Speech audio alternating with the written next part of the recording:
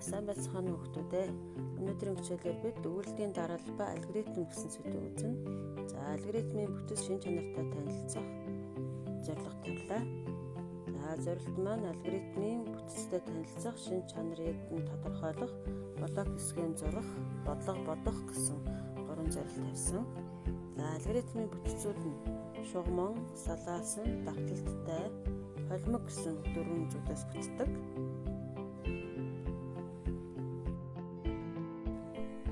Алгоритм чанар аливаа асуудлыг шийдвэрлэж үр дүнг тооцох алхмуудын дарааллыг алгоритм гэдэг.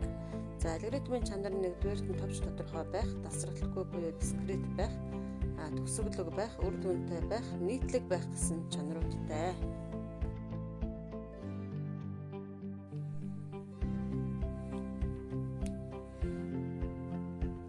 За алгоритмын үндсэн бүтцийн гол онцлог нь зөвхөн нэг оролт нэг гаралттай байна.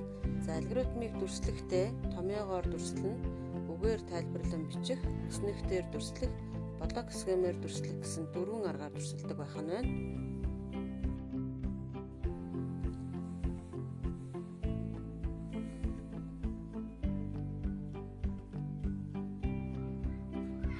За шугамын алгоритм. За шугамын алгоритмын жишээ байна. Эхлэл, оролт, үйлдэл хийх, гаралт, төгсгөл. За тухайн дүрсэлдэг дүрсүүдээрээ дүрсэлсэн байна. За үйлдэлийн дотор нөхшин бичиж өгсөн байгаа. Жишээ авах бол гурвалжны периметрийг олох бодолт хий.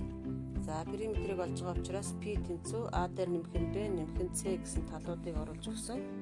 За бид нар бодлого бодож байгаа учраас эхлэл 100 дугуй дүрстэй.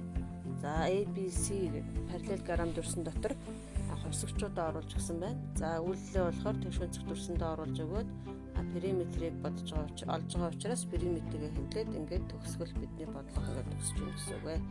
За шугамын алгоритм маань энэ дээр харуулсан байна. Юунаас бүрдэх вэ? Тэмдэглээд аваарай хүмүүстээ. За сумтай шугамаар холбоно алхам бүр нь бичигдсэн байна. За эхлэлтэй төгсгөлтэй байна гэсэн тийм ээ. За энэ дээр түгээмэл хэрэглэгдэх блокуудыг бүгшин энэ дээр тэмдэглэж оруулж өгсөн байгаа. За дүрс болгоны ард ямар үйлдэл хийдгөө үүрэгнүүд нь бас тайлбараар оруулж өгсөн байгаа. Тэмдэглэж аваарай.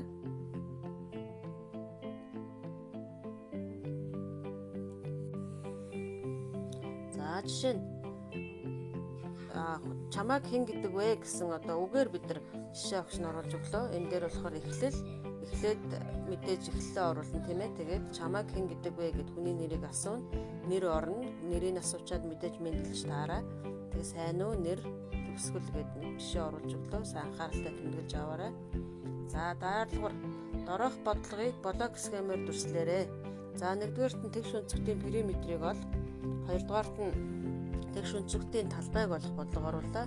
Гуравт нь илэрхийллийг бодоорой гэсэн 3 бодлого өгч нь оруулж өглөө. Би даач хийгээрэй. За сорил.